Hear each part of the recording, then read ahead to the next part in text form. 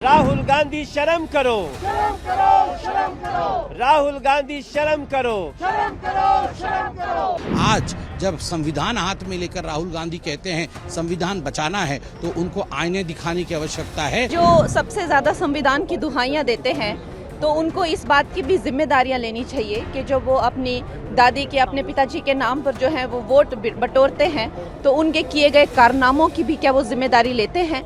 ये ऐसा समय था जो भारत के आने वाले समय में भी एक काले अक्षरों में लिखा जाएगा और मौजूदा और आने वाली पीढ़ी को इससे सीख लेने की जरूरत है।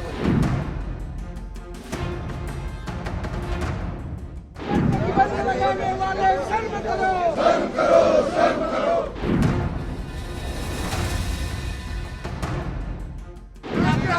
माफी मांगो, माफी मांगो। राहुल गांधी शर्म करो, शर्म करो, शर्म करो, राहुल गांधी माफी मांगो, माफी मांगो, माफी मांगो। प्रतिबंध लगाने वाले शर्म करो, माफी मांगो, माफी मांगो। Today is the 26th June.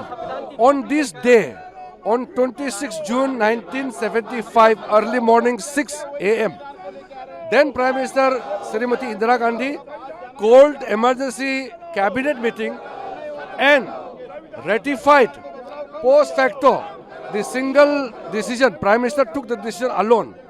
Cabinet rectified on the morning of 26 June 1975. That is why today we passed the resolution in the House that such trumpulation of such demolition of the constitution will not be allowed again. So we have taken a resolution. केवल भाजपा के ही सांसद विरोध प्रदर्शन कर रहे हैं ऐसा नहीं है, पूरे देश में हिंदुस्तान के नागरिक विरोध प्रदर्शन कर रहे हैं और हिंदुस्तान के नागरिक के मानस पटल में आज का दिन एक महत्वपूर्ण दिन है। आज 26 जून 2024 है। आज से 49 इयर्स पहले आज ही के दिन 26 जून 1975 को जब देश जगी थी सुबह, तब देश को मालूम पड़ा था कि देश के ऊपर आपातकाल लगा दिया गया है, इमरजेंसी थोप दिया है श्रीमती इंदिरा गांधी ने। लगभग 1.5 लाख लोगों को जेल में भर्ती किया गया था। कई लोग 22 से भी अधिक लोगों की मृत्यु हुई थी, कस्टोडियल डेथ हुआ था। 42nd अमेंडमेंट जो कि सबसे बुरा अमेंडमेंट था, जिसने खिलवाड़ किया भारत के संविधान के साथ, 42nd अमेंडमेंट लाया गया था। देश के जुडिशरी के साथ, देश के प्रेस फ्रीडम के साथ, देश के एग्जीक्यूटिव और लेजिस्लेचर के साथ जिस प्रकार का खिलवाड़ करने की कोशिश उस समय कांग्रेस की सरकार ने किया था, किसी ने सपने में भी नहीं सोचा था कि हिंदुस्तान के बाबा साहेब अंबेडकर की रूह कांप उठी होगी। किसी ने ऐसा सोचा भी नहीं था कि कॉन्स्टिट्यूशन के साथ, संविधान के साथ ऐसा खिलवाड़ कोई कर सकता है। आज जब संविधान हाथ में लेकर राहुल गांधी कहते हैं संविधान बचाना है, तो उनको आईने दिखाने की आवश्यकता है। और आज ओम बिड़ला साहब, जिन्होंने आज दूसरे कार्यकाल का पहला पदभार संभाला एज स्पीकर, उन्होंने ये जो एक रिजोल्यूशन रखा है कि लाखों परिवार जो जेल में थे उनके प्रति हमारी संवेदना होनी चाहिए, मुझे लगता है ये एक सराहनीय कार्य भारत के पार्लियामेंट ने किया है। देखिए, इमरजेंसी का एक ऐसा दौर था जो इतिहास में एक काले खंड के दौर पर जिसको देखा गया। जिस तरीके से इमरजेंसी के दौर में पूरे देश को बंदी बनाने का प्रयास किया गया, देश के ऊपर डिक्टेटरशिप थोपने का प्रयास किया, ऐसे में जब 50 साल इमरजेंसी के पूरे होने को आ रहे हैं, जरूरी है कि मौजूदा पीढ़ी और आने वाली पीढ़ी भी उस दौर को समझे और उस दौर से सीख लेकर हम लोग आगे बढ़ने का प्रयास करें। आज जिस तरीके से विपक्ष ने, जब माननीय स्पीकर के द्वारा इस प्रस्ताव को लाया गया और इमरजेंसी की निंदा करने की बात जब सबने की, जिस तरीके से विपक्ष ने हंगामा करने का काम किया, विपक्ष क्या समर्थन करता है उस दौर का? भाई, कई ऐसे लोग हैं जो उस दौर में जिन्होंने यातनाएं, प्रताड़नाएं झेली। मेरे खुद के नेता, मेरे पिता आदरणीय रामविलास पासवान जी ने जिस तरीके से उस दौर में यातनाओं को उनको झेलना पड़ा, ये ऐसा समय था जो भारत के आने वाले समय में भी एक काले अक्षरों में लिखा जाएगा और मौजूदा और आने वाली पीढ़ी को इससे सीख लेने की जरूरत है। देखिए, जो सबसे ज्यादा संविधान की दुहाइयां देते हैं, तो उनको इस बात की भी जिम्मेदारियां लेनी चाहिए कि जो वो अपनी दादी के, अपने पिताजी के नाम पर जो है वो वोट बटोरते हैं, तो उनके किए गए कारनामों की भी क्या वो जिम्मेदारी लेते हैं। और आज जो संविधान की सबसे ज्यादा दुहाइयां देती हैं, ये भी ज़रूरी है कि उनका खुद का ट्रैक रिकॉर्ड वो देखें। संविधान की जिस तरह से धज्जियां उड़ाई गई हैं और जिस तरह से गला घोटा है इमरजेंसी के द्वारा और सबके संवैधानिक अधिकार जो है इन्होंने छीन लिए थे, वो सब भी हम बार बार दुनिया को याद दिलाएंगे ताकि इस तरह का खिलवाड़ जो है संविधान से के साथ दूसरी बार हो ना पाए। 6 सितंबर को जो है, आपको तो पता है मैंने हमेशा ही राष्ट्रवादी फिल्में बनाई हैं, चाहे वो मणिकर्णिका हो चाहे वो इमरजेंसी हो। तो इस फिल्म के द्वारा भी मेरा यही एक मकसद है कि दुनिया के सामने जो है वो एक जो हमारा सबसे darkest chapter of our history है वो दुनिया के सामने आए और देखे कि किस तरह से लोकतंत्र का गला घोटा गया था। राहुल गांधी माफी मांगो, माफी मांगो, माफी मांगो। राहुल गांधी शर्म करो, शर्म करो, शर्म करो। राहुल गांधी शर्म करो, शर्म करो, शर्म करो। राहुल गांधी माफी मांगो, माफी मांगो, माफी मांगो। ये जो आज संविधान की किताब जो है ये जो उछाल रहे हैं हमारे पार्लियामेंट में और जो है चिल्ला रहे हैं, नौटंकी कर रहे हैं, इनकी जो है काली करतूतें हैं जो 6 सितंबर को खुलेगी। ये फिल्म ना बने उसके लिए मुझे कितनी ज़्यादा जो है यातनाएं और कितनी ज़्यादा मुश्किलों का सामना करना पड़ा। मैंने अपना घर गिरवी रखकर, अपनी ज्वेलरी गिरवी रखकर जो ये फिल्म बनाई है, 6 सितंबर को आएगी।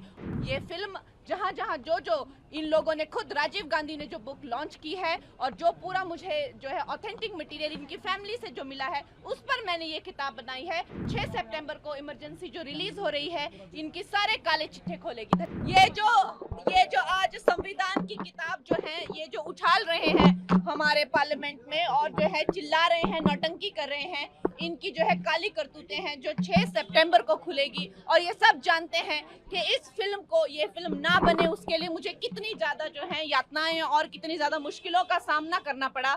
मेरी फिल्म रुकवा दी गई, मेरे फंड्स, मैंने अपना घर गिरवी रखकर, अपनी ज्वेलरी गिरवी रखकर जो ये फिल्म बनाई है 6 सितंबर को आएगी। और ये फिल्म, जैसे कि मैंने बताया, ये फिल्म जहाँ जहाँ जो इन लोगों ने खुद, राजीव गांधी ने जो बुक लॉन्च की है और जो पूरा मुझे जो है ऑथेंटिक मटेरियल इनकी फैमिली से जो मिला है उस पर मैंने ये किताब बनाई है और इसे ये लोग रिफ्यूट भी नहीं कर सकते हैं, डिस्प्यूट भी नहीं कर सकते हैं।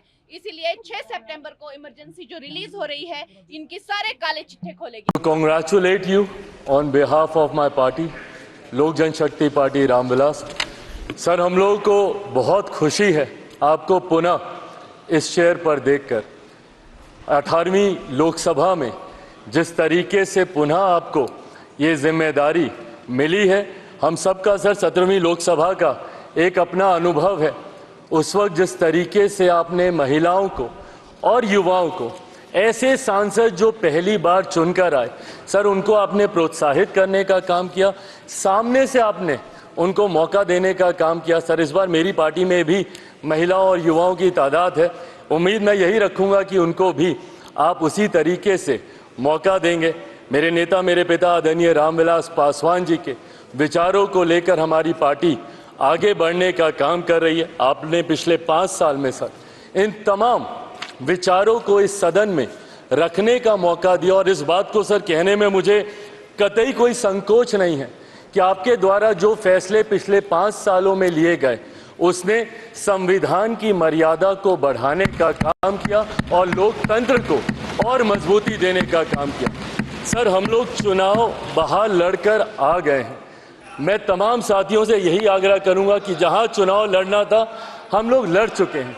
अब हम सबकी जिम्मेदारी है कि अपने अपने क्षेत्र के मुद्दों को हम लोग यहाँ पर रखें और अपने देश को आगे लेकर जाने की जिम्मेदारी के साथ हम लोग यहाँ पर कार्य करने का प्रयास करें।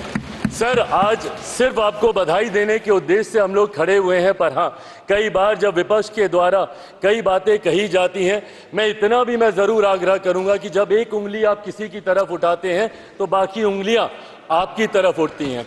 जब आप सत्ता पक्ष से किसी एक आचरण की उम्मीद रखते हैं तो वही उम्मीद हम लोग भी आपके राज्य में उसी आचरण की उम्मीद रखते हैं। कई राज्यों के ऐसे उदाहरण हैं, मैं नाम लेना नहीं चाहूंगा, पर जब आप स्पीकर के पद की बात करते हैं, आप डेप्यूटी स्पीकर के पद की बात करते हैं, तो कई राज्य ऐसे हैं जहां पे स्पीकर का पद और डेप्यूटी स्पीकर का पद भी आप ही के पास है, जहां पर सरकार एनडीए का कोई घटक दल नहीं चला रहा, विपक्ष के दल चलाने का काम कर रहे हैं। ऐसे में सर, इस उम्मीद के साथ कि अगले 5 साल आपका नेतृत्व, आपका मार्गदर्शन उतनी ही खूबसूरती से हम लोग को मिलता रहेगा जैसे पिछले 5 सालों में मिला।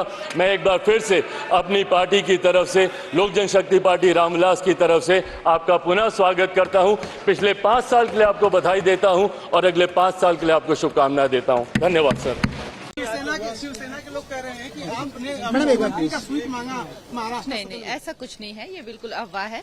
महाराष्ट्र सदन जो है वो मेरा घर ही है, तो मैं वहाँ पे गई थी क्योंकि स्टे के लिए थोड़ा सा कंफ्यूजन हो रहा था, but I like the room there, but then they accommodated me somewhere else. So ये सब चीजें जो हैं, कोई मुझे शर्म नहीं है महाराष्ट्र भवन में। जय महाराष्ट्र। हम लोग जो है वो महाराष्ट्र से ही बिलोंग करते हैं, तो मुझे कोई उसमें वो नहीं है। पर आज जो है हमने इमरजेंसी फिल्म की जो है 6 सितंबर डेट रिलीज की है, और मुझे लगता है जो हमारी जो जनरेशन है, क्योंकि मैं भी 86 बॉर्न हूं, तो हमें पता ही नहीं है कि क्या हुआ था, हम बस सुनते रहते हैं। तो ये फिल्म बहुत ही महत्वपूर्ण है कि किस तरह से जो है संविधान का मजाक उड़ाया गया था, गला घोटा गया था, और ये जो आज का दिन है ये काले धब्बे की तरह जो है हमारी तरफ देखता है। तो हमें जो है आज जो लोग ये किताबें उछाल रहे हैं अंदर, देखिए आप कैसे ये लोग हंसते हैं और किताबें उछाल रहे हैं और हंस के खिच कर करके उछाल रहे हैं, तो इनमें कोई गंभीरता नहीं है।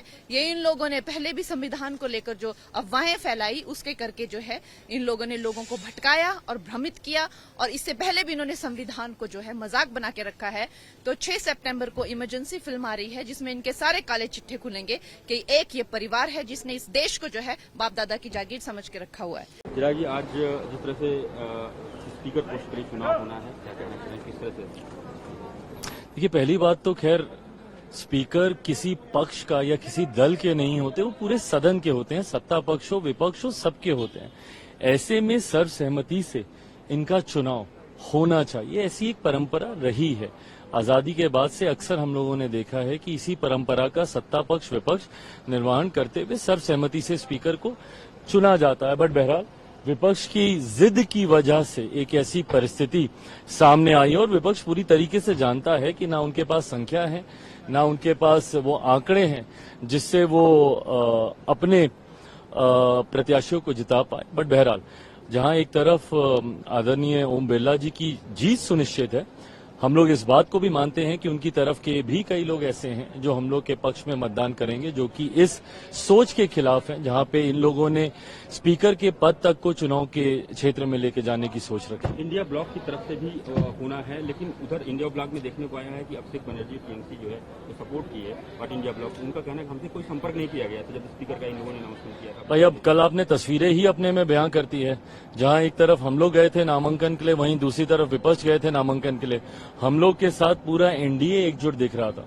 उन तस्वीरों में जो तथाकथित इंडिया अलायंस है, उसमें उस अलायंस के बड़े नेताओं को तो हम लोगों ने कम से कम सामने नहीं देखा। अच्छा, एक और लास्ट क्वेश्चन है कि जिस तरह से बीजेपी के एमपी बहुत सारे जब शपथ लिए थे उसमें हिंदू राष्ट्र का संबोधन किया गया, जो कंट्रोवर्सी बना हुआ। देखिए, शपथ के वक्त मैं नहीं मानता कि किसी भी तरीके के जयकारे लगाना, किसी भी तरीके की बातों को रखना, शपथ की एक अपनी गरिमा होती है, उसको निभाया जाना चाहिए।